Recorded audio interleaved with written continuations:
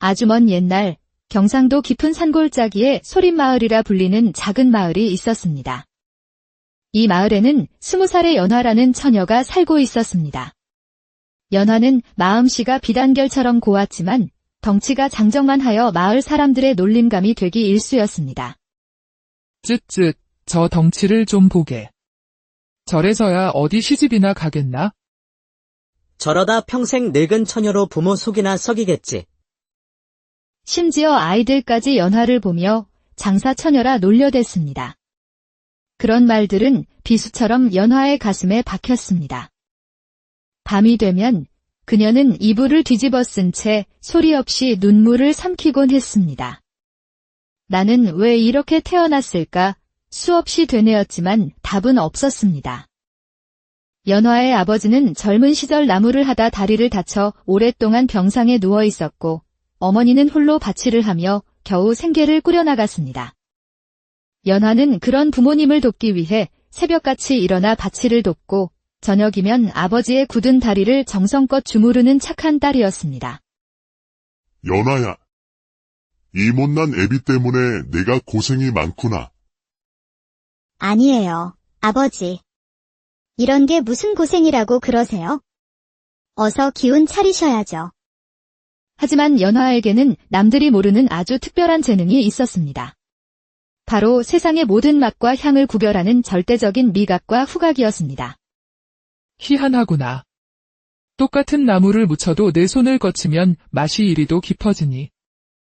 그녀는 냄새만으로 이웃집에서 끓이는 된장찌개에 간이 짠지 싱거운지 알아맞혔고 바람에 실려오는 냄새로 어느 집 메주가 잘 뜨고 있는지까지 알 수 있었습니다.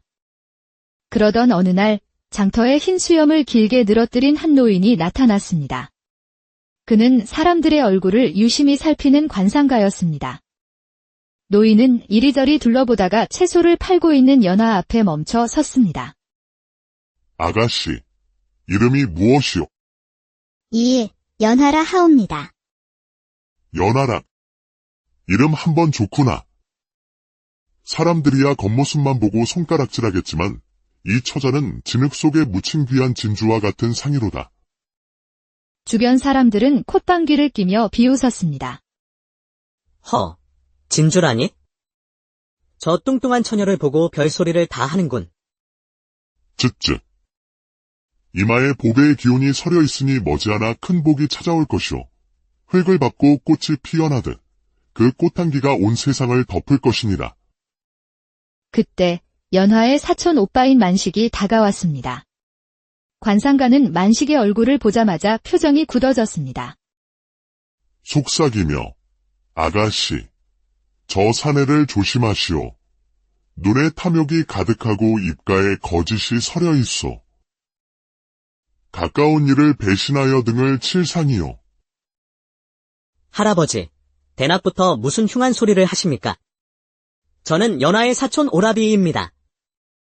젊은이, 남을 속이면 그 업보가 반드시 자신에게 3배로 돌아오는 법, 명심하시오.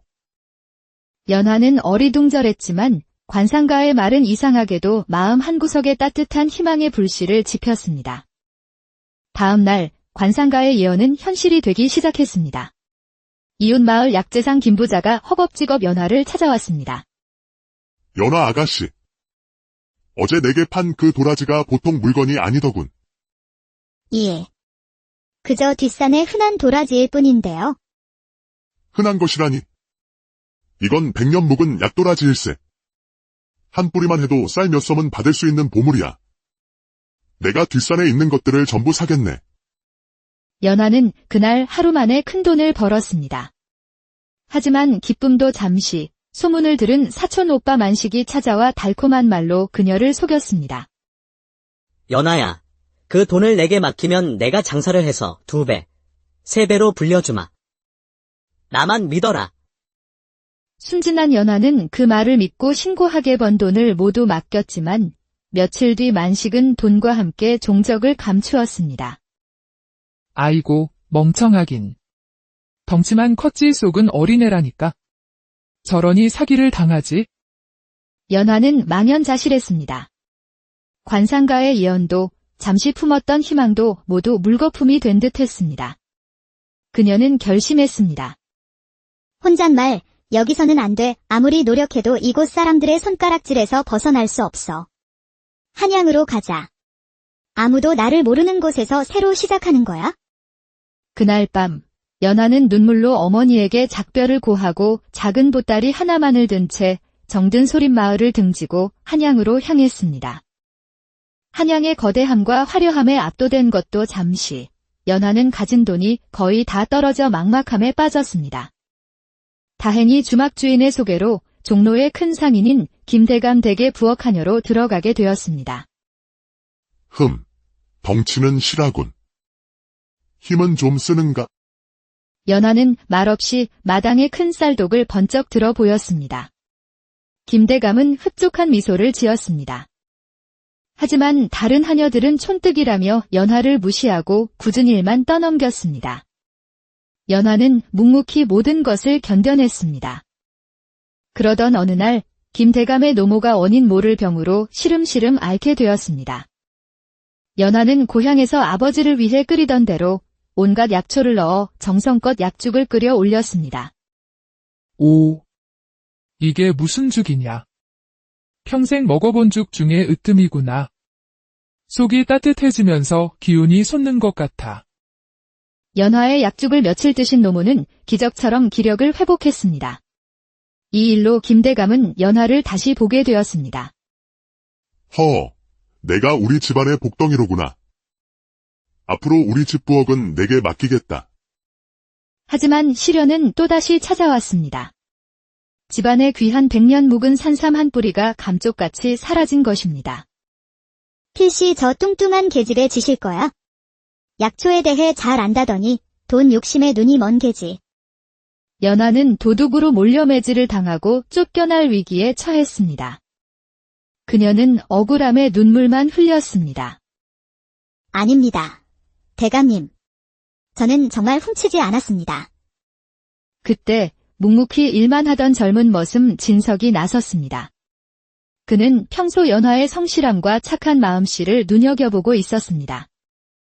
그만두십시오. 연하 낭자는 그럴 사람이 아닙니다.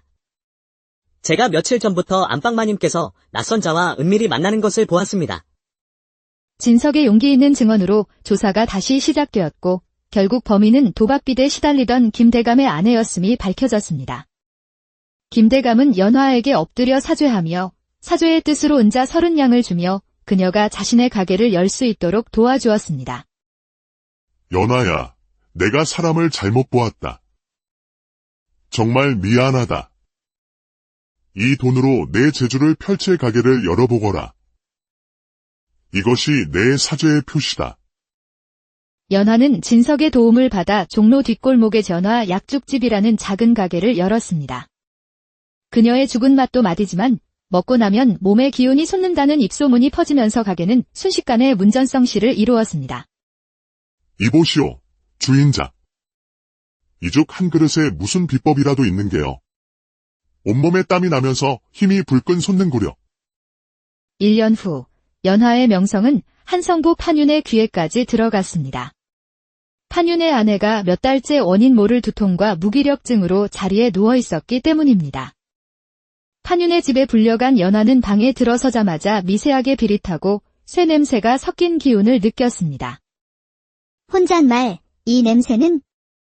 그녀의 눈은 마님이 쓰는 화려한 은그릇 세트에 꽂혔습니다. 자세히 보니 은그릇들은 오래되어 검게 변색되어 있었습니다. 대감님. 마님의 병화는 바로 이 은그릇 때문인 듯하옵니다. 오래된 은에서 나온 독이 음식에 스며들어 몸을 해치고 있는 것입니다. 용한 의원들도 찾지 못한 병의 원인을 단번에 알아맞힌 것입니다. 그릇을 모두 사기로 바꾸자 판윤의 아내는 씻은 듯이 나았습니다. 오, 처자가 내 아내와 집안을 살렸소. 내 그대에게 종로 한복판에 가장 좋은 자리에 가게를 내어주고 3년간 세금을 면제해주겠소. 여기 금 100냥도 받으시오. 이 일로 연하는 한양 최고의 거부가 되었습니다. 10년의 세월이 흘렀습니다. 그녀가 번 돈은 금 1000냥, 은 2000냥에 달했습니다. 어느덧 그녀의 곁을 든든하게 지켜주던 진석과도 깊은 정이 쌓였습니다.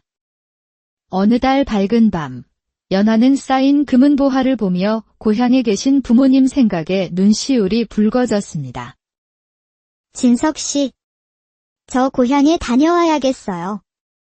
제가 떠나올 때의 모습이 아닌 이렇게 성공한 모습으로 부모님을 뵙고 싶어요. 다녀오십시오. 제가 이곳을 굳건히 지키고 있겠습니다. 언제 돌아오시든 저는 이 자리에서 연하 씨만을 기다리고 있을 겁니다. 며칠 후 금은보화를 가득 실은 수십 대의 가마 행렬이 강원도 소림마을로 향했습니다. 10년 만에 금의 환영이었습니다. 마을은 발칵 뒤집혔습니다. 화려한 비단옷을 입고 당당하게 걸어오는 연하의 모습에 과거 그녀를 놀리던 사람들은 입을 다물지 못했습니다. 저게 정말 연하란 말이냐? 세상에, 연하 아가씨. 저희가 눈이 멀어 아가씨의 진가를 몰라 뵈었습니다. 제발 저희의 무례를 용서해 주십시오. 예전에 그녀를 거들떠보지도 않던 총각들은 서로 혼담을 넣어달라며 아우성이었습니다. 연하는 쓴웃음을 지으며 그들을 지나쳐 낡은 옛집으로 향했습니다. 문을 열자 백발이 성성한 어머니가 그녀를 맞았습니다. 내 딸. 연하야. 살아있었구나. 어머니, 제가 돌아왔어요. 성공해서 돌아오겠다고 약속했잖아요. 모녀는 서로를 부둥켜 안고 한참을 울었습니다. 연하가 보낸 돈과 약재 덕에 아버지의 병도 많이 호전되어 있었습니다. 그 무렵 마을에 불길한 징조가 나타나기 시작했습니다. 하늘은 며칠째 먹구름에 덮여 있었고 개울물은 흙탕물로 변했습니다. 마을 사람들이 관상가를 찾아가자 그는 하늘을 보며 탄식했습니다. 큰 홍수가 마을을 덮칠 것이오. 이 재앙을 막을 수 있는 이는 오직 연하 아가씨뿐이니 모두 그녀의 말을 따르시오. 그날 밤 관상가의 말대로 하늘에 구멍이 뚫린 듯 비가 쏟아졌고 순식간에 개울이 넘쳐 흙탕물이 마을로 밀려들었습니다. 모두 일어나세요. 홍수입니다. 어서 뒷산으로 피하셔야 합니다. 마을은 아수라장이 되었습니다. 거센 물살의 노인과 아이들은 꼼짝도 할 수 없었습니다. 그때 연화가 나섰습니다. 그녀는 자신의 큰 체격과 강한 힘을 이용해 노인을 업고 아이를 안아 성난 물살을 헤치며 사람들을 하나둘씩 안전한 뒷산으로 옮겼습니다. 날이 밝았을 때 마을은 폐허가 되었지만 단 한 명의 아주 먼 옛날 경상도 깊은 산골짜기에 소림마을이라 불리는 작은 마을이 있었습니다. 이 마을에는 20살의 연화라는 처녀가 살고 있었습니다. 연화는 마음씨가 비단결처럼 고왔지만 덩치가 장정만하여 마을 사람들의 놀림감이 되기 일쑤였습니다. 쯧쯧, 저 덩치를 좀 보게. 저래서야 어디 시집이나 가겠나? 저러다 평생 늙은 처녀로 부모 속이나 썩이겠지. 심지어 아이들까지 연화를 보며 장사 처녀라 놀려댔습니다. 그런 말들은 비수처럼 연화의 가슴에 박혔습니다. 밤이 되면 그녀는 이불을 뒤집어 쓴 채 소리 없이 눈물을 삼키곤 했습니다. 나는 왜 이렇게 태어났을까? 수없이 되뇌었지만 답은 없었습니다. 연화의 아버지는 젊은 시절 나무를 하다 다리를 다쳐 오랫동안 병상에 누워 있었고 어머니는 홀로 자취를 하며 겨우 생계를 꾸려나갔습니다. 연화는 그런 부모님을 돕기 위해 새벽같이 일어나 자취를 돕고 저녁이면 아버지의 굳은 다리를 정성껏 주무르는 착한 딸이었습니다. 연하야, 이 못난 애비 때문에 내가 고생이 많구나. 아니에요, 아버지. 이런 게 무슨 고생이라고 그러세요? 어서 기운 차리셔야죠. 하지만 연화에게는 남들이 모르는 아주 특별한 재능이 있었습니다. 바로 세상의 모든 맛과 향을 구별하는 절대적인 미각과 후각이었습니다. 희한하구나. 똑같은 나무를 묻혀도 내 손을 거치면 맛이 이리도 깊어지니. 그녀는 냄새만으로 이웃집에서 끓이는 된장찌개에 간이 짠지 싱거운지 알아맞혔고 바람에 실려오는 냄새로 어느 집 메주가 잘 뜨고 있는지까지 알 수 있었습니다. 그러던 어느 날 장터에 흰 수염을 길게 늘어뜨린 한 노인이 나타났습니다. 그는 사람들의 얼굴을 유심히 살피는 관상가였습니다. 노인은 이리저리 둘러보다가 채소를 팔고 있는 연화 앞에 멈춰 섰습니다. 아가씨, 이름이 무엇이오? 이, 연하라 하옵니다. 연하라. 이름 한번 좋구나. 사람들이야 겉모습만 보고 손가락질하겠지만 이 처자는 진흙 속에 묻힌 귀한 진주와 같은 상이로다. 주변 사람들은 콧방귀를 끼며 비웃었습니다. 허, 진주라니? 저 뚱뚱한 처녀를 보고 별소리를 다 하는군. 쯧쯧. 이마에 보배의 기운이 서려 있으니 머지않아 큰 복이 찾아올 것이오. 획을 받고 꽃이 피어나듯 그 꽃향기가 온 세상을 덮을 것이니라. 그때 연화의 사촌 오빠인 만식이 다가왔습니다. 관상가는 만식의 얼굴을 보자마자 표정이 굳어졌습니다. 속삭이며 아가씨, 저 사내를 조심하시오. 눈에 탐욕이 가득하고 입가에 거짓이 서려 있어. 가까운 이를 배신하여 등을 칠 상이요. 할아버지, 대낮부터 무슨 흉한 소리를 하십니까? 저는 연하의 사촌 오라비입니다.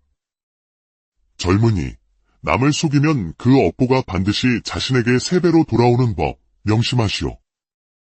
연화는 어리둥절했지만 관상가의 말은 이상하게도 마음 한구석에 따뜻한 희망의 불씨를 지폈습니다. 다음 날 관상가의 예언은 현실이 되기 시작했습니다. 이웃마을 약재상 김부자가 허겁지겁 연화를 찾아왔습니다. 연하 아가씨, 어제 내게 판 그 도라지가 보통 물건이 아니더군. 예. 그저 뒷산의 흔한 도라지일 뿐인데요. 흔한 것이라니. 이건 100년 묵은 약도라지일세. 한 뿌리만 해도 쌀 몇 섬은 받을 수 있는 보물이야. 내가 뒷산에 있는 것들을 전부 사겠네. 연화는 그날 하루 만에 큰돈을 벌었습니다. 하지만 기쁨도 잠시, 소문을 들은 사촌 오빠 만식이 찾아와 달콤한 말로 그녀를 속였습니다. 연하야, 그 돈을 내게 맡기면 내가 장사를 해서 2배, 3배로 불려주마. 나만 믿어라. 순진한 연화는 그 말을 믿고 신고하게 번 돈을 모두 맡겼지만 며칠 뒤 만식은 돈과 함께 종적을 감추었습니다. 아이고, 멍청하긴. 덩치만 컸지 속은 어린애라니까. 저러니 사기를 당하지? 연화는 망연자실했습니다. 관상가의 예언도 잠시 품었던 희망도 모두 물거품이 된 듯 했습니다. 그녀는 결심했습니다. 혼잣말, 여기서는 안 돼. 아무리 노력해도 이곳 사람들의 손가락질에서 벗어날 수 없어. 한양으로 가자. 아무도 나를 모르는 곳에서 새로 시작하는 거야? 그날 밤, 연화는 눈물로 어머니에게 작별을 고하고 작은 보따리 하나만을 든 채 정든 소림마을을 등지고 한양으로 향했습니다. 한양의 거대함과 화려함에 압도된 것도 잠시, 연화는 가진 돈이 거의 다 떨어져 막막함에 빠졌습니다.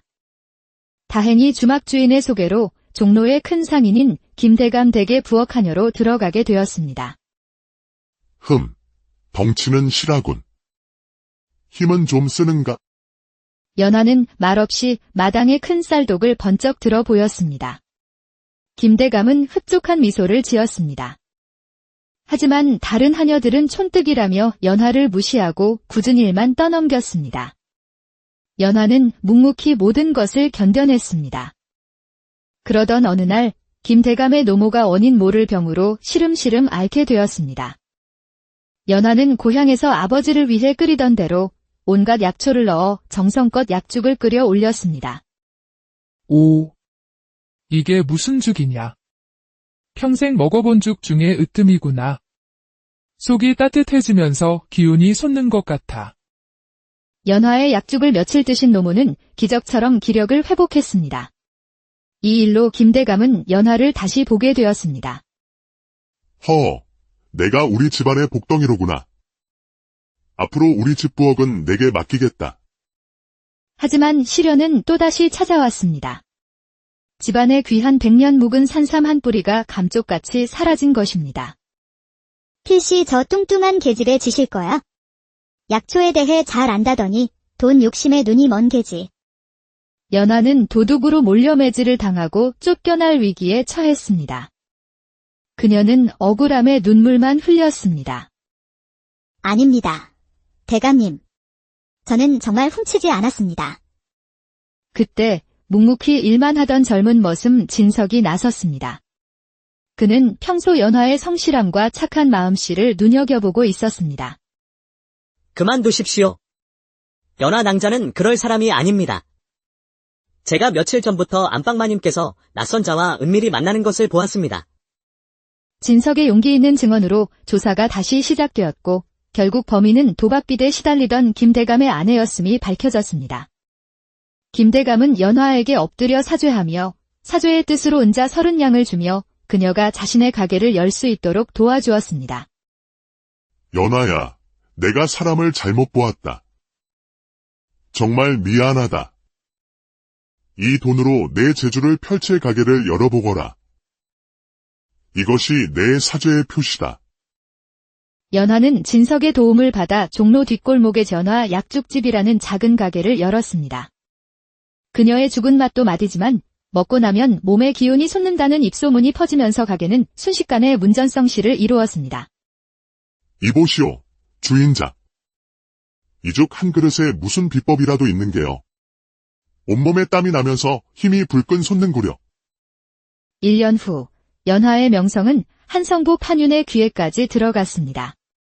판윤의 아내가 몇 달째 원인 모를 두통과 무기력증으로 자리에 누워 있었기 때문입니다.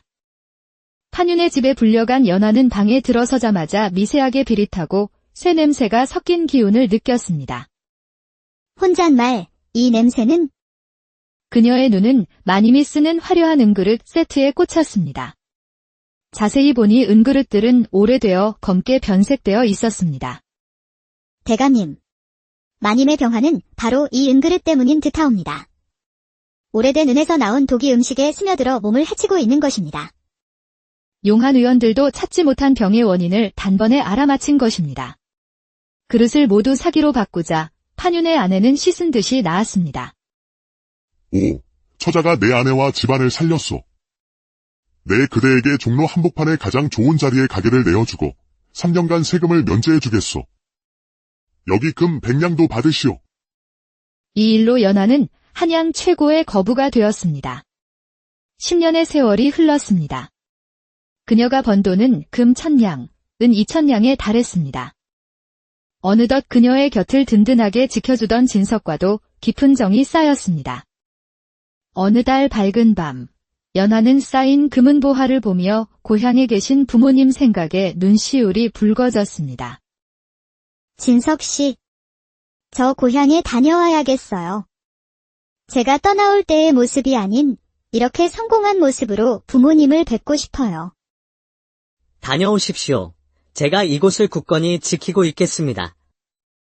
언제 돌아오시든 저는 이 자리에서 연하 시만을 기다리고 있을 겁니다.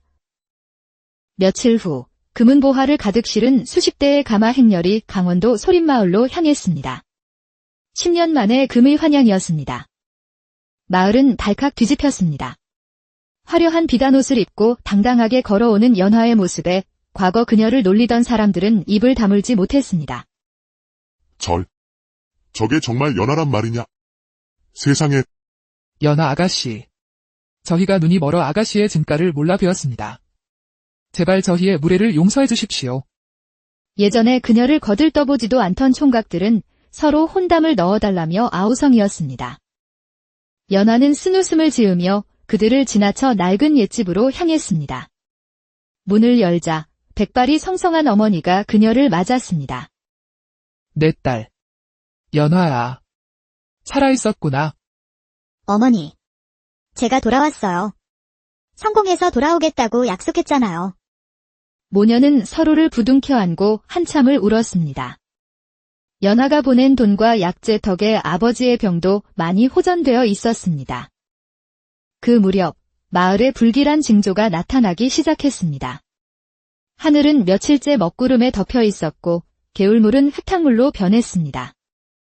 마을 사람들이 관상가를 찾아가자 그는 하늘을 보며 탄식했습니다. 큰 홍수가 마을을 덮칠 것이오. 이 재앙을 막을 수 있는 이는 오직 연하 아가씨뿐이니 모두 그녀의 말을 따르시오. 그날 밤 관상가의 말대로 하늘에 구멍이 뚫린 듯 비가 쏟아졌고 순식간에 개울이 넘쳐 흙탕물이 마을로 밀려들었습니다. 모두 일어나세요. 홍수입니다. 어서 뒷산으로 피하셔야 합니다. 마을은 아수라장이 되었습니다. 거센 물살의 노인과 아이들은 꼼짝도 할 수 없었습니다. 그때 연화가 나섰습니다. 그녀는 자신의 큰 체격과 강한 힘을 이용해 노인을 업고 아이를 안아 성난 물살을 헤치며 사람들을 하나둘씩 안전한 뒷산으로 옮겼습니다. 날이 밝았을 때 마을은 폐허가 되었지만 단 한 명의 아주 먼 옛날 경상도 깊은 산골짜기에 소림마을이라 불리는 작은 마을이 있었습니다. 이 마을에는 20살의 연화라는 처녀가 살고 있었습니다. 연화는 마음씨가 비단결처럼 고왔지만 덩치가 장정만하여 마을 사람들의 놀림감이 되기 일쑤였습니다. 쯧쯧, 저 덩치를 좀 보게. 저래서야 어디 시집이나 가겠나? 저러다 평생 늙은 처녀로 부모 속이나 썩이겠지. 심지어 아이들까지 연화를 보며 장사처녀라 놀려댔습니다. 그런 말들은 비수처럼 연화의 가슴에 박혔습니다. 밤이 되면 그녀는 이불을 뒤집어 쓴 채 소리 없이 눈물을 삼키곤 했습니다. 나는 왜 이렇게 태어났을까? 수없이 되뇌었지만 답은 없었습니다. 연화의 아버지는 젊은 시절 나무를 하다 다리를 다쳐 오랫동안 병상에 누워 있었고 어머니는 홀로 자취를 하며 겨우 생계를 꾸려나갔습니다. 연화는 그런 부모님을 돕기 위해 새벽같이 일어나 자취를 돕고 저녁이면 아버지의 굳은 다리를 정성껏 주무르는 착한 딸이었습니다. 연아야, 이 못난 애비 때문에 내가 고생이 많구나. 아니에요, 아버지. 이런 게 무슨 고생이라고 그러세요? 어서 기운 차리셔야죠. 하지만 연화에게는 남들이 모르는 아주 특별한 재능이 있었습니다. 바로 세상의 모든 맛과 향을 구별하는 절대적인 미각과 후각이었습니다. 희한하구나. 똑같은 나무를 묻혀도 내 손을 거치면 맛이 이리도 깊어지니. 그녀는 냄새만으로 이웃집에서 끓이는 된장찌개의 간이 짠지 싱거운지 알아맞혔고 바람에 실려오는 냄새로 어느 집 메주가 잘 뜨고 있는지까지 알 수 있었습니다. 그러던 어느 날 장터에 흰 수염을 길게 늘어뜨린 한 노인이 나타났습니다. 그는 사람들의 얼굴을 유심히 살피는 관상가였습니다. 노인은 이리저리 둘러보다가 채소를 팔고 있는 연화 앞에 멈춰 섰습니다. 아가씨, 이름이 무엇이오? 연하라 하옵니다. 연아라. 이름 한번 좋구나. 사람들이야 겉모습만 보고 손가락질하겠지만 이 처자는 진흙 속에 묻힌 귀한 진주와 같은 상이로다. 주변 사람들은 콧방귀를 끼며 비웃었습니다. 허, 진주라니? 저 뚱뚱한 처녀를 보고 별소리를 다 하는군. 쯧쯧. 이마에 보배의 기운이 서려 있으니 머지않아 큰 복이 찾아올 것이오. 흙을 밟고 꽃이 피어나듯 그 꽃향기가 온 세상을 덮을 것이니라. 그때 연화의 사촌 오빠인 만식이 다가왔습니다. 관상가는 만식의 얼굴을 보자마자 표정이 굳어졌습니다. 속삭이며 아가씨, 저 사내를 조심하시오. 눈에 탐욕이 가득하고 입가에 거짓이 서려 있어. 가까운 이를 배신하여 등을 칠 상이요. 할아버지, 대낮부터 무슨 흉한 소리를 하십니까? 저는 연하의 사촌 오라비입니다. 젊은이, 남을 속이면 그 업보가 반드시 자신에게 3배로 돌아오는 법, 명심하시오. 연화는 어리둥절했지만 관상가의 말은 이상하게도 마음 한구석에 따뜻한 희망의 불씨를 지폈습니다. 다음 날 관상가의 예언은 현실이 되기 시작했습니다. 이웃마을 약재상 김부자가 허겁지겁 연화를 찾아왔습니다. 연아 아가씨, 어제 내게 판 그 도라지가 보통 물건이 아니더군. 그저 뒷산의 흔한 도라지일 뿐인데요. 흔한 것이라니. 이건 100년 묵은 약도라지일세. 한 뿌리만 해도 쌀 몇 섬은 받을 수 있는 보물이야. 내가 뒷산에 있는 것들을 전부 사겠네. 연화는 그날 하루 만에 큰돈을 벌었습니다. 하지만 기쁨도 잠시, 소문을 들은 사촌 오빠 만식이 찾아와 달콤한 말로 그녀를 속였습니다. 연하야, 그 돈을 내게 맡기면 내가 장사를 해서 2배, 3배로 불려주마. 나만 믿어라. 순진한 연하는 그 말을 믿고 신고하게 번 돈을 모두 맡겼지만 며칠 뒤 만식은 돈과 함께 종적을 감추었습니다. 아이고, 멍청하긴. 덩치만 컸지 속은 어린애라니까. 저러니 사기를 당하지. 연하는 망연자실했습니다. 관상가의 예언도 잠시 품었던 희망도 모두 물거품이 된 듯했습니다. 그녀는 결심했습니다. 혼잣말, 여기서는 안 돼. 아무리 노력해도 이곳 사람들의 손가락질에서 벗어날 수 없어. 한양으로 가자. 아무도 나를 모르는 곳에서 새로 시작하는 거야? 그날 밤, 연하는 눈물로 어머니에게 작별을 고하고 작은 보따리 하나만을 든 채 정든 소림마을을 등지고 한양으로 향했습니다. 한양의 거대함과 화려함에 압도된 것도 잠시, 연하는 가진 돈이 거의 다 떨어져 막막함에 빠졌습니다. 다행히 주막주인의 소개로 종로의 큰 상인인 김대감 댁의 부엌하녀로 들어가게 되었습니다. 덩치는 실하군. 힘은 좀 쓰는가? 연하는 말없이 마당의 큰 쌀독을 번쩍 들어 보였습니다. 김대감은 흡족한 미소를 지었습니다. 하지만 다른 하녀들은 촌뜨기라며 연하를 무시하고 굳은 일만 떠넘겼습니다. 연하는 묵묵히 모든 것을 견뎌냈습니다. 그러던 어느 날 김대감의 노모가 원인 모를 병으로 시름시름 앓게 되었습니다. 연하는 고향에서 아버지를 위해 끓이던 대로 온갖 약초를 넣어 정성껏 약죽을 끓여 올렸습니다. 오, 이게 무슨 죽이냐. 평생 먹어본 죽 중에 으뜸이구나. 속이 따뜻해지면서 기운이 솟는 것 같아. 연하의 약죽을 며칠 드신 노모는 기적처럼 기력을 회복했습니다. 이 일로 김대감은 연하를 다시 보게 되었습니다. 내가 우리 집안의 복덩이로구나. 앞으로 우리 집 부엌은 내게 맡기겠다. 하지만 시련은 또다시 찾아왔습니다. 집안의 귀한 100년 묵은 산삼 한 뿌리가 감쪽같이 사라진 것입니다. 필시 저 뚱뚱한 계집에 지실 거야? 약초에 대해 잘 안다더니 돈 욕심에 눈이 먼 계지. 연하는 도둑으로 몰려매질을 당하고 쫓겨날 위기에 처했습니다. 그녀는 억울함에 눈물만 흘렸습니다. 아닙니다. 대감님. 저는 정말 훔치지 않았습니다. 그때 묵묵히 일만 하던 젊은 머슴 진석이 나섰습니다. 그는 평소 연하의 성실함과 착한 마음씨를 눈여겨보고 있었습니다. 그만두십시오. 연하 낭자는 그럴 사람이 아닙니다. 제가 며칠 전부터 안방마님께서 낯선 자와 은밀히 만나는 것을 보았습니다. 진석의 용기 있는 증언으로 조사가 다시 시작되었고 결국 범인은 도박빚에 시달리던 김대감의 아내였음이 밝혀졌습니다. 김대감은 연하에게 엎드려 사죄하며 사죄의 뜻으로 은자 30냥을 주며 그녀가 자신의 가게를 열 수 있도록 도와주었습니다. 연하야, 내가 사람을 잘못 보았다. 정말 미안하다. 이 돈으로 내 재주를 펼칠 가게를 열어보거라. 이것이 내 사죄의 표시다.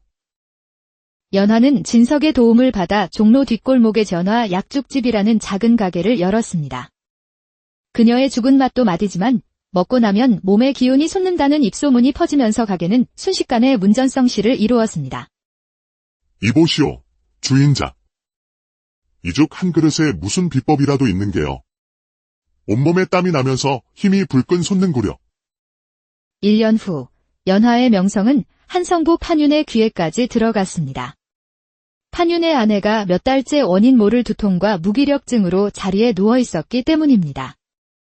판윤의 집에 불려간 연하는 방에 들어서자마자 미세하게 비릿하고 쇠 냄새가 섞인 기운을 느꼈습니다. 혼잣말, 이 냄새는? 그녀의 눈은 마님이 쓰는 화려한 은그릇 세트에 꽂혔습니다. 자세히 보니 은그릇들은 오래되어 검게 변색되어 있었습니다. 대감님. 마님의 병화는 바로 이 은그릇 때문인 듯하옵니다. 오래된 은에서 나온 독이 음식에 스며들어 몸을 해치고 있는 것입니다. 용한 의원들도 찾지 못한 병의 원인을 단번에 알아맞힌 것입니다. 그릇을 모두 사기로 바꾸자 판윤의 아내는 씻은 듯이 나았습니다. 오, 처자가 내 아내와 집안을 살렸소. 내 그대에게 종로 한복판의 가장 좋은 자리에 가게를 내어주고 3년간 세금을 면제해주겠소. 여기 금 100냥도 받으시오. 이 일로 연하는 한양 최고의 거부가 되었습니다. 10년의 세월이 흘렀습니다. 그녀가 번 돈은 금 1000냥, 은 2000냥에 달했습니다. 어느덧 그녀의 곁을 든든하게 지켜주던 진석과도 깊은 정이 쌓였습니다. 어느 달 밝은 밤, 연하는 쌓인 금은보화를 보며 고향에 계신 부모님 생각에 눈시울이 붉어졌습니다. 진석 씨, 저 고향에 다녀와야겠어요. 제가 떠나올 때의 모습이 아닌 이렇게 성공한 모습으로 부모님을 뵙고 싶어요. 다녀오십시오. 제가 이곳을 굳건히 지키고 있겠습니다. 언제 돌아오시든 저는 이 자리에서 연하 씨만을 기다리고 있을 겁니다. 며칠 후 금은보화를 가득 실은 수십 대의 가마 행렬이 강원도 소림마을로 향했습니다. 10년 만에 금의 환양이었습니다. 마을은 발칵 뒤집혔습니다. 화려한 비단옷을 입고 당당하게 걸어오는 연하의 모습에 과거 그녀를 놀리던 사람들은 입을 다물지 못했습니다. 저게 정말 연하란 말이냐? 세상에, 연하 아가씨. 저희가 눈이 멀어 아가씨의 진가를 몰라 뵈었습니다. 제발 저희의 무례를 용서해 주십시오. 예전에 그녀를 거들떠보지도 않던 총각들은 서로 혼담을 넣어달라며 아우성이었습니다. 연하는 쓴웃음을 지으며 그들을 지나쳐 낡은 옛집으로 향했습니다. 문을 열자 백발이 성성한 어머니가 그녀를 맞았습니다. 내 딸. 연화야. 살아있었구나. 어머니, 제가 돌아왔어요. 성공해서 돌아오겠다고 약속했잖아요. 모녀는 서로를 부둥켜 안고 한참을 울었습니다. 연하가 보낸 돈과 약재 덕에 아버지의 병도 많이 호전되어 있었습니다. 그 무렵 마을에 불길한 징조가 나타나기 시작했습니다. 하늘은 며칠째 먹구름에 덮여 있었고 개울물은 흙탕물로 변했습니다. 마을 사람들이 관상가를 찾아가자 그는 하늘을 보며 탄식했습니다. 큰 홍수가 마을을 덮칠 것이오. 이 재앙을 막을 수 있는 이는 오직 연하 아가씨뿐이니 모두 그녀의 말을 따르시오. 그날 밤 관상가의 말대로 하늘에 구멍이 뚫린 듯 비가 쏟아졌고 순식간에 개울이 넘쳐 흙탕물이 마을로 밀려들었습니다. 모두 일어나세요. 홍수입니다. 어서 뒷산으로 피하셔야 합니다. 마을은 아수라장이 되었습니다. 거센 물살의 노인과 아이들은 꼼짝도 할 수 없었습니다. 그때 연화가 나섰습니다. 그녀는 자신의 큰 체격과 강한 힘을 이용해 노인을 업고 아이를 안아 성난 물살을 헤치며 사람들을 하나둘씩 안전한 뒷산으로 옮겼습니다. 날이 밝았을 때 마을은 폐허가 되었지만 단 한 명의 아주 먼 옛날 경상도 깊은 산골짜기에 소림마을이라 불리는 작은 마을이 있었습니다. 이 마을에는 20살의 연화라는 처녀가 살고 있었습니다. 연화는 마음씨가 비단결처럼 고왔지만 덩치가 장정만하여 마을 사람들의 놀림감이 되기 일쑤였습니다. 쯧쯧, 저 덩치를 좀 보게. 저래서야 어디 시집이나 가겠나? 저러다 평생 늙은 처녀로 부모 속이나 썩이겠지. 심지어 아이들까지 연화를 보며 장사 처녀라 놀려댔습니다. 그런 말들은 비수처럼 연화의 가슴에 박혔습니다. 밤이 되면 그녀는 이불을 뒤집어 쓴 채 소리 없이 눈물을 삼키곤 했습니다. 나는 왜 이렇게 태어났을까? 수없이 되뇌었지만 답은 없었습니다. 연화의 아버지는 젊은 시절 나무를 하다 다리를 다쳐 오랫동안 병상에 누워 있었고 어머니는 홀로 자취를 하며 겨우 생계를 꾸려나갔습니다.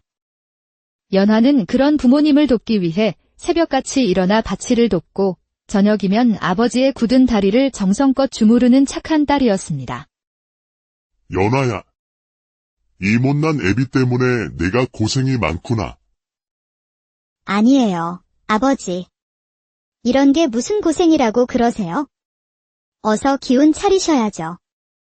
하지만 연화에게는 남들이 모르는 아주 특별한 재능이 있었습니다. 바로 세상의 모든 맛과 향을 구별하는 절대적인 미각과 후각이었습니다. 희한하구나. 똑같은 나무를 묻혀도 내 손을 거치면 맛이 이리도 깊어지니. 그녀는 냄새만으로 이웃집에서 끓이는 된장찌개에 간이 짠지 싱거운지 알아맞혔고 바람에 실려오는 냄새로 어느 집 매주가 잘 뜨고 있는지까지 알 수 있었습니다. 그러던 어느 날 장터에 흰 수염을 길게 늘어뜨린 한 노인이 나타났습니다. 그는 사람들의 얼굴을 유심히 살피는 관상가였습니다. 노인은 이리저리 둘러보다가 채소를 팔고 있는 연화 앞에 멈춰 섰습니다.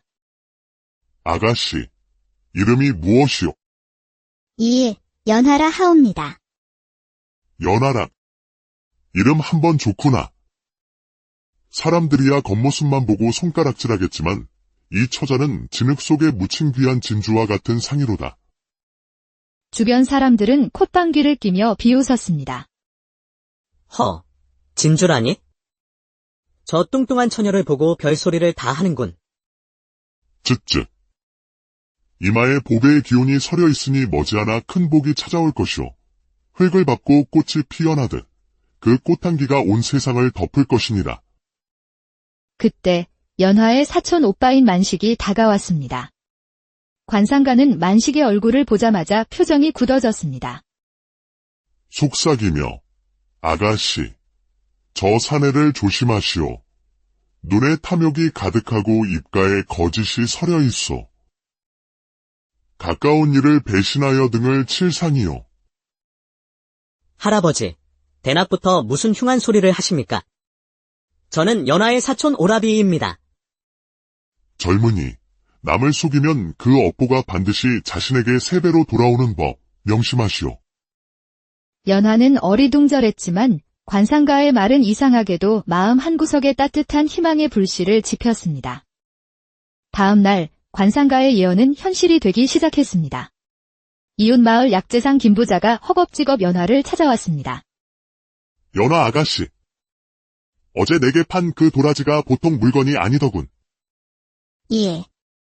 그저 뒷산의 흔한 도라지일 뿐인데요. 흔한 것이라니. 이건 100년 묵은 약도라지일세. 한 뿌리만 해도 쌀 몇 섬은 받을 수 있는 보물이야. 내가 뒷산에 있는 것들을 전부 사겠네. 연화는 그날 하루 만에 큰돈을 벌었습니다. 하지만 기쁨도 잠시, 소문을 들은 사촌 오빠 만식이 찾아와 달콤한 말로 그녀를 속였습니다. 연하야, 그 돈을 내게 맡기면 내가 장사를 해서 2배, 3배로 불려주마. 나만 믿어라. 순진한 연화는 그 말을 믿고 신고하게 번 돈을 모두 맡겼지만 며칠 뒤 만식은 돈과 함께 종적을 감추었습니다. 아이고, 멍청하긴. 덩치만 컸지 속은 어린애라니까. 저러니 사기를 당하지. 연화는 망연자실했습니다. 관상가의 예언도 잠시 품었던 희망도 모두 물거품이 된 듯 했습니다. 그녀는 결심했습니다. 혼잣말, 여기서는 안 돼. 아무리 노력해도 이곳 사람들의 손가락질에서 벗어날 수 없어. 한양으로 가자. 아무도 나를 모르는 곳에서 새로 시작하는 거야? 그날 밤 연화는 눈물로 어머니에게 작별을 고하고 작은 보따리 하나만을 든 채 정든 소린마을을 등지고 한양으로 향했습니다. 한양의 거대함과 화려함에 압도된 것도 잠시, 연화는 가진 돈이 거의 다 떨어져 막막함에 빠졌습니다. 다행히 주막주인의 소개로 종로의 큰 상인인 김대감 댁의 부엌하녀로 들어가게 되었습니다. 덩치는 실하군. 힘은 좀 쓰는가? 연화는 말없이 마당의 큰 쌀독을 번쩍 들어 보였습니다. 김대감은 흡족한 미소를 지었습니다. 하지만 다른 하녀들은 촌뜨기라며 연화를 무시하고 굳은 일만 떠넘겼습니다.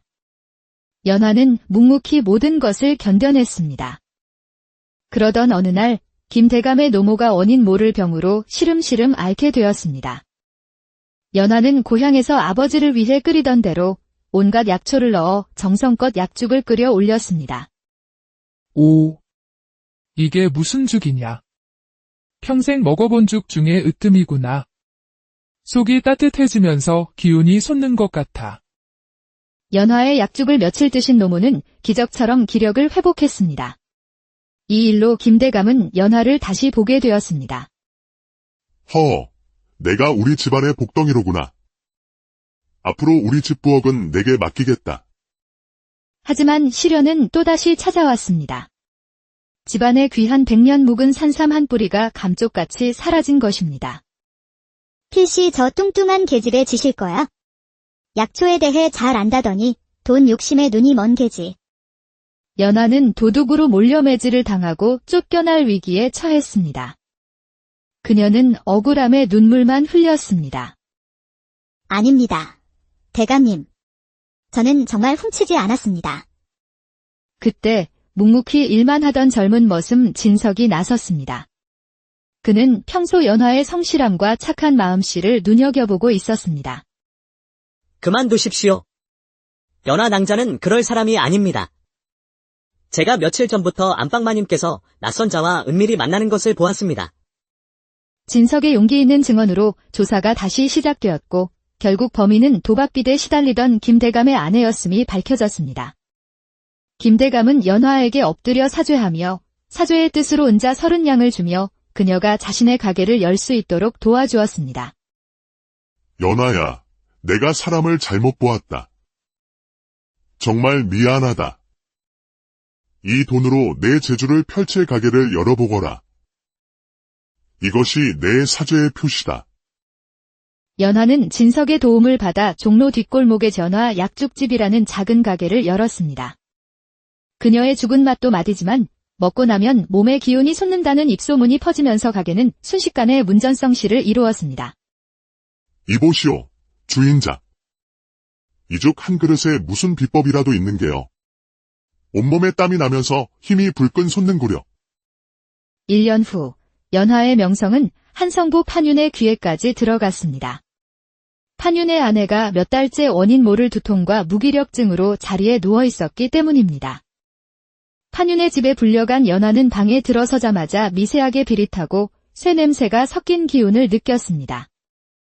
혼잣말, 이 냄새는? 그녀의 눈은 마님이 쓰는 화려한 은그릇 세트에 꽂혔습니다. 자세히 보니 은그릇들은 오래되어 검게 변색되어 있었습니다. 대감님. 마님의 병화는 바로 이 은그릇 때문인 듯하옵니다. 오래된 은에서 나온 독이 음식에 스며들어 몸을 해치고 있는 것입니다.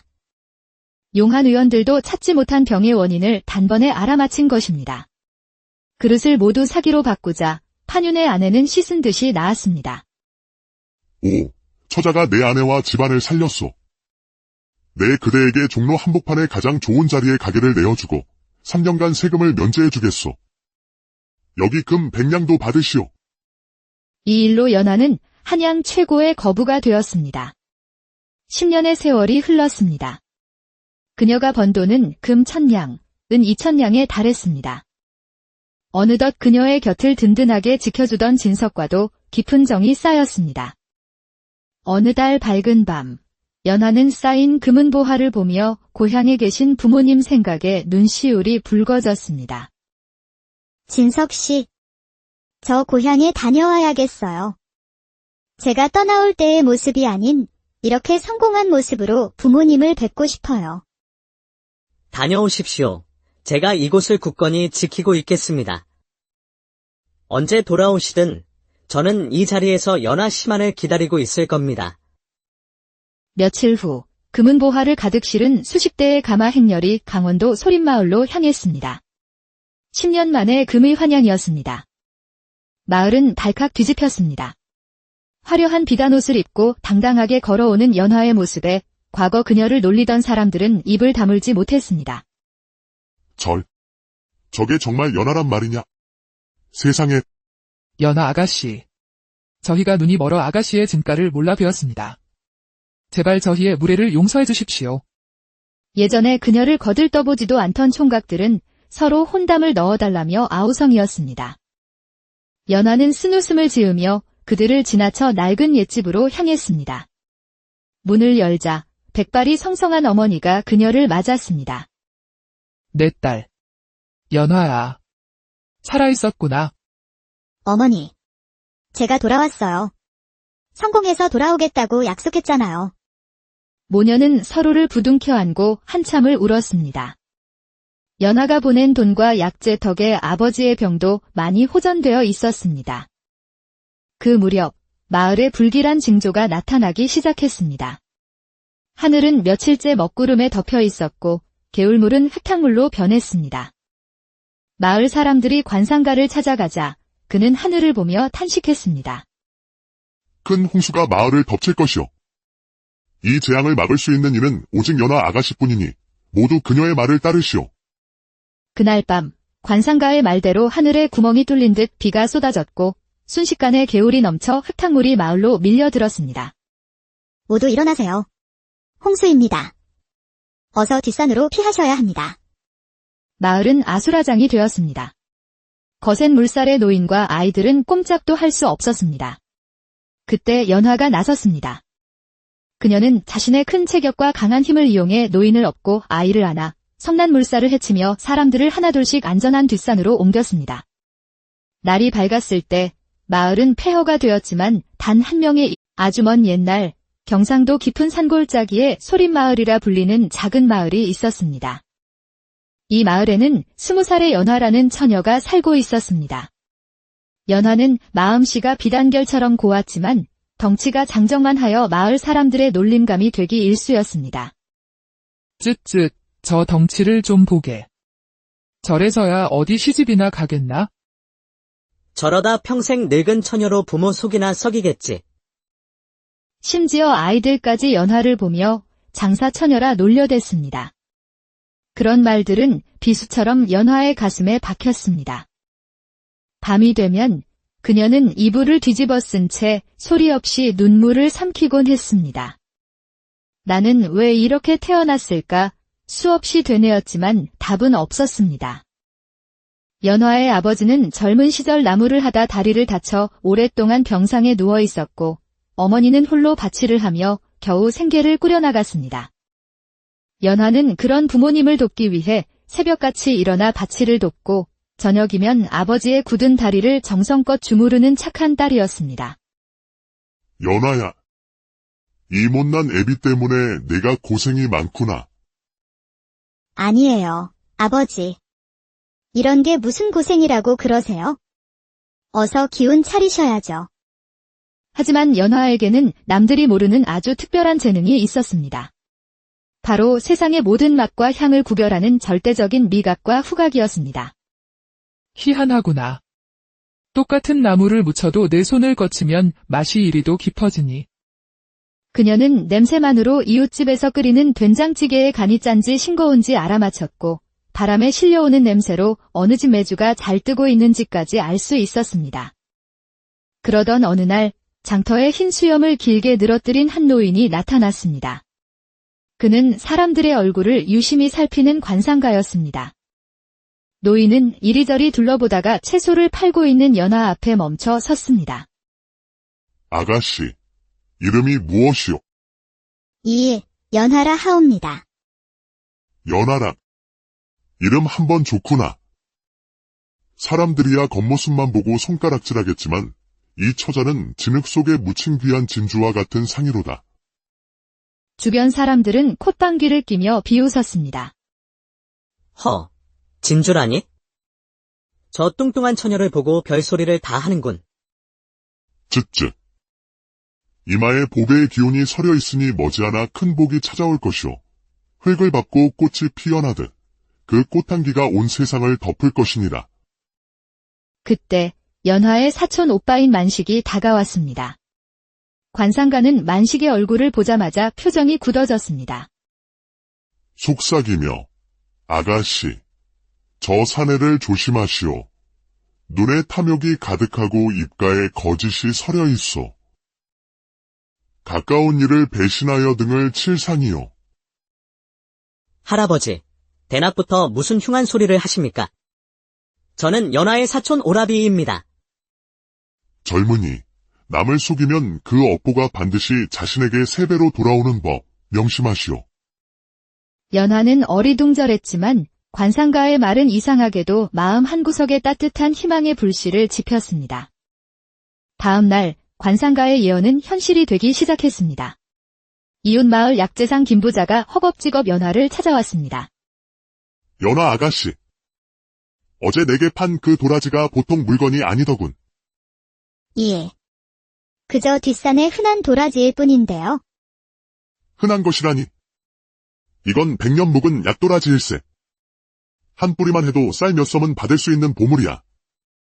내가 뒷산에 있는 것들을 전부 사겠네. 연하는 그날 하루 만에 큰 돈을 벌었습니다. 하지만 기쁨도 잠시, 소문을 들은 사촌 오빠 만식이 찾아와 달콤한 말로 그녀를 속였습니다. 연아야, 그 돈을 내게 맡기면 내가 장사를 해서 2배, 3배로 불려주마. 나만 믿어라. 순진한 연하는 그 말을 믿고 신고하게 번 돈을 모두 맡겼지만 며칠 뒤 만식은 돈과 함께 종적을 감추었습니다. 아이고, 멍청하긴. 덩치만 컸지 속은 어린애라니까. 저러니 사기를 당하지. 연하는 망연자실했습니다. 관상가의 예언도 잠시 품었던 희망도 모두 물거품이 된 듯했습니다. 그녀는 결심했습니다. 혼잣말, 여기서는 안 돼. 아무리 노력해도 이곳 사람들의 손가락질에서 벗어날 수 없어. 한양으로 가자. 아무도 나를 모르는 곳에서 새로 시작하는 거야? 그날 밤, 연하는 눈물로 어머니에게 작별을 고하고 작은 보따리 하나만을 든 채 정든 소림마을을 등지고 한양으로 향했습니다. 한양의 거대함과 화려함에 압도된 것도 잠시, 연하는 가진 돈이 거의 다 떨어져 막막함에 빠졌습니다. 다행히 주막주인의 소개로 종로의 큰 상인인 김대감 댁의 부엌하녀로 들어가게 되었습니다. 덩치는 실하군. 힘은 좀 쓰는가? 연하는 말없이 마당의 큰 쌀독을 번쩍 들어 보였습니다. 김대감은 흡족한 미소를 지었습니다. 하지만 다른 하녀들은 촌뜨기라며 연하를 무시하고 굳은 일만 떠넘겼습니다. 연하는 묵묵히 모든 것을 견뎌냈습니다. 그러던 어느 날 김대감의 노모가 원인 모를 병으로 시름시름 앓게 되었습니다. 연하는 고향에서 아버지를 위해 끓이던 대로 온갖 약초를 넣어 정성껏 약죽을 끓여 올렸습니다. 오, 이게 무슨 죽이냐. 평생 먹어본 죽 중에 으뜸이구나. 속이 따뜻해지면서 기운이 솟는 것 같아.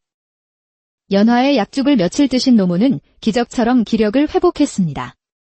이 일로 김대감은 연하를 다시 보게 되었습니다. 내가 우리 집안의 복덩이로구나. 앞으로 우리 집 부엌은 내게 맡기겠다. 하지만 시련은 또다시 찾아왔습니다. 집안의 귀한 100년 묵은 산삼 한 뿌리가 감쪽같이 사라진 것입니다. 필시 저 뚱뚱한 계집에 지실 거야? 약초에 대해 잘 안다더니 돈 욕심에 눈이 먼 계지. 연하는 도둑으로 몰려매질을 당하고 쫓겨날 위기에 처했습니다. 그녀는 억울함에 눈물만 흘렸습니다. 아닙니다. 대감님. 저는 정말 훔치지 않았습니다. 그때 묵묵히 일만 하던 젊은 머슴 진석이 나섰습니다. 그는 평소 연하의 성실함과 착한 마음씨를 눈여겨보고 있었습니다. 그만두십시오. 연하 낭자는 그럴 사람이 아닙니다. 제가 며칠 전부터 안방마님께서 낯선 자와 은밀히 만나는 것을 보았습니다. 진석의 용기 있는 증언으로 조사가 다시 시작되었고 결국 범인은 도박빚에 시달리던 김대감의 아내였음이 밝혀졌습니다. 김대감은 연화에게 엎드려 사죄하며 사죄의 뜻으로 은자 30냥을 주며 그녀가 자신의 가게를 열 수 있도록 도와주었습니다. 연아야, 내가 사람을 잘못 보았다. 정말 미안하다. 이 돈으로 내 재주를 펼칠 가게를 열어보거라. 이것이 내 사죄의 표시다. 연화는 진석의 도움을 받아 종로 뒷골목의 전화 약죽집이라는 작은 가게를 열었습니다. 그녀의 죽은 맛도 맛이지만 먹고 나면 몸에 기운이 솟는다는 입소문이 퍼지면서 가게는 순식간에 문전성시를 이루었습니다. 이보시오, 주인자. 이 죽 한 그릇에 무슨 비법이라도 있는 게요. 온몸에 땀이 나면서 힘이 불끈 솟는구려. 1년 후 연화의 명성은 한성부 판윤의 귀에까지 들어갔습니다. 판윤의 아내가 몇 달째 원인 모를 두통과 무기력증으로 자리에 누워 있었기 때문입니다. 판윤의 집에 불려간 연화는 방에 들어서자마자 미세하게 비릿하고 쇠 냄새가 섞인 기운을 느꼈습니다. 혼잣말, 이 냄새는? 그녀의 눈은 마님이 쓰는 화려한 은그릇 세트에 꽂혔습니다. 자세히 보니 은그릇들은 오래되어 검게 변색되어 있었습니다. 대감님,